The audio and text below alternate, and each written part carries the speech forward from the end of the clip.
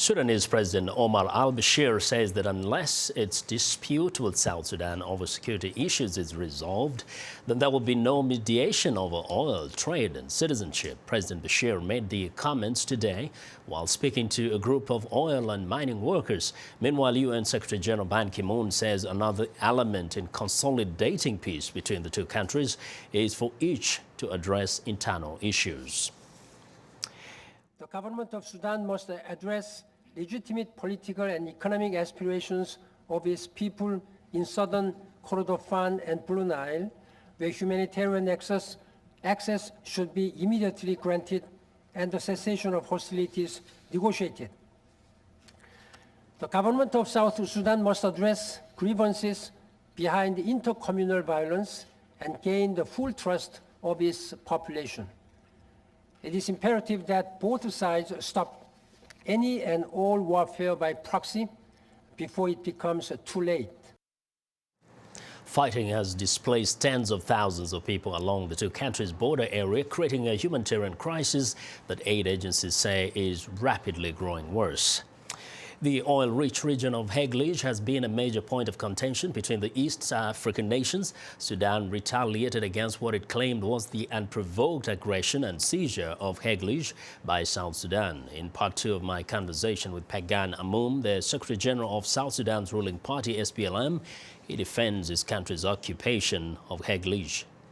It has been Sudan that aggressed South Sudan. First of all, in December, they took all our oil, diverted it into their refineries, and sold much of it into the market. Our oil, our property. Sudan, as a state, began to practice state piracy, taking our resources and denying us our resources. This is unheard. Now, when did things start breaking down? Because you had discussions way back in 2005 in the Comprehensive Peace Agreement, and I want to imagine that you had some conversation relating to the sharing of this resource. But also you've been having talks going on in Addis Ababa not long ago. At what point does Sudan divert or digress from the agreed points on the table? We agreed in 2005 in the CPA that we will share the oil revenue produced in South Sudan 50-50. That is, we give them 50% of our revenues for a period of 6 years. And that ends if the people of South Sudan choose independence. We then proposed a fair commercial agreement where South Sudan will export its oil, paying transportation fees for the use of the pipeline, paying processing fees for the use of the processing facilities, which they have decided to build in the north in the first place, and paying also transit fees for transiting its oil through Sudan. In addition to all that, we express readiness to assist Sudan with a financial assistance of $2.6 billion to help Sudan manage the economic crisis resulting from the loss of oil revenue. Now, it looks like somewhere along the way there's a disagreement. What do they want now then? What do they tell you they want if that arrangement is not working today?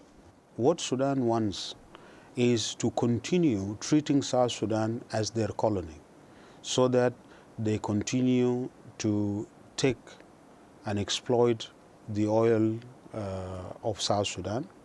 They want South Sudan to continue financing Sudan, and they are demanding that we pay them $10 billion, which is the 100% of what they have lost. So this is basically saying that we continue to be a colony of South Sudan and not an independent state. You, who has been part of the negotiations, said very clearly that any further negotiations does not include the question of oil? Priority now is peace between the two states. Therefore, we must prioritize reaching a cessation of hostilities and reach an agreement. Now, to most of us, our understanding is that your economy being so weak, a country so new, the oil revenue is going to be key to establishing different institutions and especially beefing up the different sectors so that you can become a more vibrant economy. How are you supposed, or how are you expecting to support your economy? We have agreed with the government of Kenya to build a pipeline to Lamu, and this is what we are now prioritizing. In the meantime, this pipeline will take at least 30 months to build for oil to flow again. So South Sudan will be having a period of 3 years, 2 to 3 years, where we will not be able to have revenues from oil. What we do is to do a future sale of oil. Basically, we sell the oil now, but we deliver it after 30 months.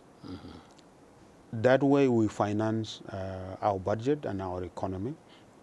We are also seeking loans, and we have entered into a number of discussions which are very successful to take loans against payment from the oil revenue which is underground until we build the pipeline. That was Pagan Amum, the Secretary General of South Sudan's ruling party, SPLM.